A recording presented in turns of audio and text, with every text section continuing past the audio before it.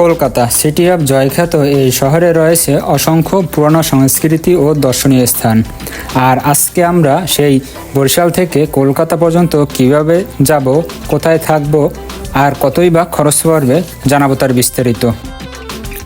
আজকে আমাদের যাত্রা শুরু হচ্ছে বরিশাল নতুল্লা বাস টার্মিনাল থেকে। এই যাত্রায় আমরা যাচ্ছি পরিবহনের নন এসি বাসে করে, যার ভাড়া পড়েছে জনপ্রতি 500 টাকা করে। নতুল্লাবাদ থেকে বেনাপোল পর্যন্ত এই লাইনে তেমন কোনো ভালো বাস সার্ভিস নেই।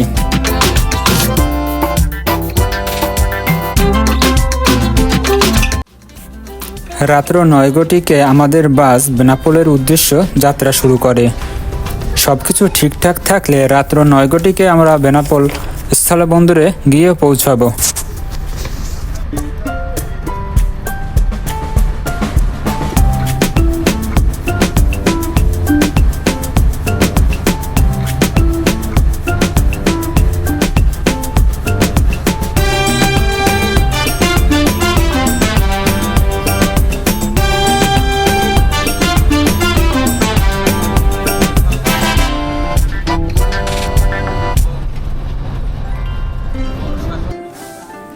যাত্রাপথে বাস রাত্র 12টার দিকে ফুড ভিলেজ রেস্টুরেন্টের সামনে বিরতি দেয় 20 মিনিটের জন্য। এখান থেকে আমরা ফ্রেশ হয়ে তারপরে আবার বেনাপোলের উদ্দেশ্যে রওনা দেই। তবে এখানে যদি আপনারা যখন 6 ঘন্টার জার্নি বাসে, তো আপনারা নতুল্লাবাদ থেকে বা যেখান থেকে বাসে উঠবেন ওখান থেকে কিছু খাবার কিনে সাথে নেবেন, কেননা যদি আপনারা যে জায়গায় বাস বিরতি দেয় ওইখানে যদি খাওয়া দাওয়া করতে যান তবে ওখানে কষ্ট অনেক বেশি পড়ে যাবে। অবশেষে রাত্র 3:05 আমরা বেনাপোল বন্দরে এসে পৌঁছালাম।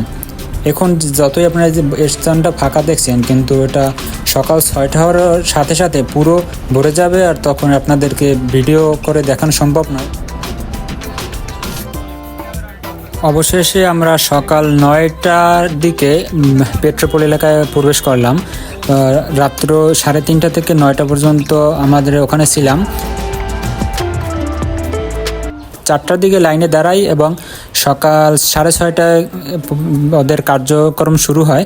তো আমরা তখন থেকে লাইনে দাঁড়িয়ে সম্পূর্ণ কার্যক্রম শেষ করে বের হতে আমাদের 9টা বেজে গেছে। এখন আমরা সিএনজি নিয়ে বনগাঁও রেল স্টেশনের উদ্দেশ্যে রওনা দিয়েছি। এখান থেকে আপনাদের জনপ্রতি ভাড়া পড়বে 50 রুপি করে, আর বনগাঁও থেকে সিএনজি পার পারসন বনগাঁও পর্যন্ত আর কি পার পারসন 50 রুপি করে ভাড়া পড়বে। যেতে সময় লাগবে 20 থেকে 25 মিনিটের মতো।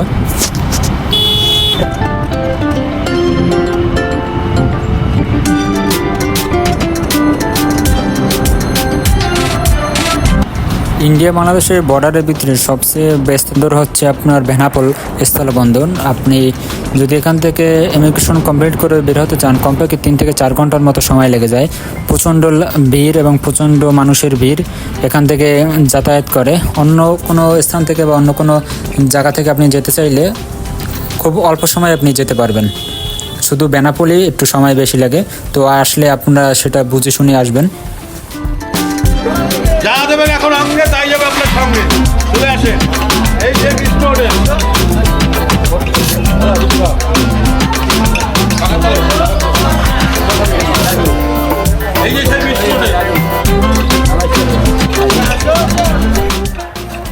অবশেষে আমরা বনগাঁও রেল স্টেশনে এসে পৌঁছালাম। এখান থেকে আমাদের ট্রেন করে শিয়ালদাহ রেলওয়ে স্টেশন পর্যন্ত পৌঁছাতে হবে।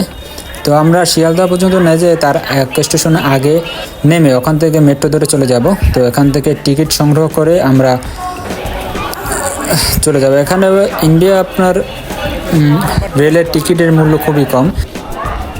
এখান থেকে গাড়িতে যেতে চাইলে আপনার সময়ও বেশি লাগতো এবং অনেক টাকা খরচ পড়তো। আর আমরা এখানে মাত্র 20 টাকা টিকিট, জনপ্রতি 20 টাকা টিকিট করে চলে গেছি শিয়ালদা রেলওয়ে স্টেশন পর্যন্ত।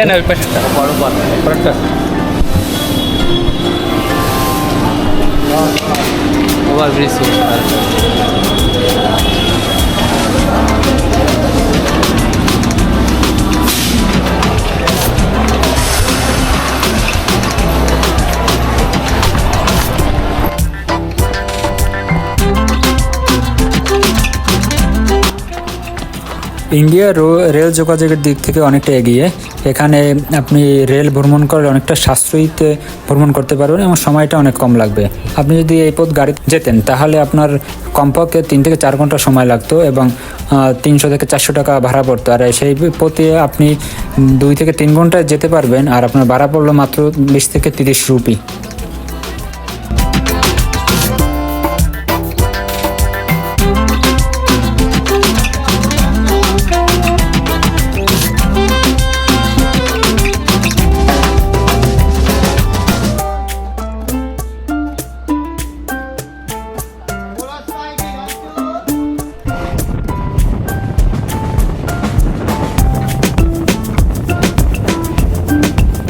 অবশেষে শিয়ালদার উদ্দেশ্যে আমাদের ট্রেন যাত্রা শুরু করলো।